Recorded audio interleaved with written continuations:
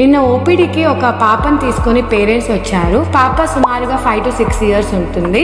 వాళ్ళ main complaint breast దగ్గర బేబీకి స్వెల్లింగ్ ఉందని వచ్చారనమాట.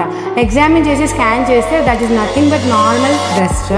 ఇంత చిన్న వయసులో ఎందుకు వచ్చిందంటే దాన్ని precocious puberty or early puberty అంటాము. ఇది ఒక సైన్ ఆఫ్ ఎర్లీ ప్యూబర్టీ అనమాట. ఇంత చిన్న వయసులో రావడానికి చాలా కారణాలు ఉన్నాయి. ఫస్ట్ ఫార్మోస్ట్ థింగ్ ఒబేసిటీ అనమాట, చైల్డ్హుడ్ ఒబేసిటీ. ఈ ఒబేసిటీ వల్ల ఫ్యాట్ కాస్త ఈస్ట్రోజన్ గా కన్వర్ట్ అయ్యి ఇలాంటి పరిణామాలు జరగచ్చు.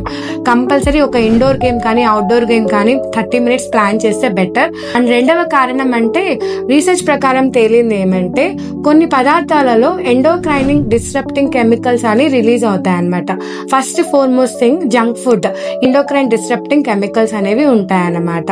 And third most important thing highly excessive usage of plastic అనమాట. స్టార్టింగ్ ఫ్రమ్ లంచ్ బాక్స్ నుంచి వాటర్ బాటిల్ వరకు ఎటు చూసినా ప్లాస్టిక్ ఉంటుంది. ఈ ప్లాస్టిక్ లో BPA అని కాంపౌండ్ ఉంటుంది, బిస్ఫెనాల్ A కాంపౌండ్ అని. ఇది బేబీస్ పైన డెట్రిమెంటల్ ఎఫెక్ట్స్ ని క్రియేట్ చేస్తుంది అనమాట. అండ్ ఇంకొక కారణం తొందరగా మనం పిల్లలకి కాస్మెటిక్స్ ని అలవాటు చేస్తున్నాం అనమాట. లైక్ వీటిలో పారాబెన్స్ అండ్ థాలైడ్స్ కాంపౌండ్స్ ఉంటాయి. కంపల్సరీ ఫిజికల్ యాక్టివిటీని ఎంకరేజ్ చేయాలి. Thank you.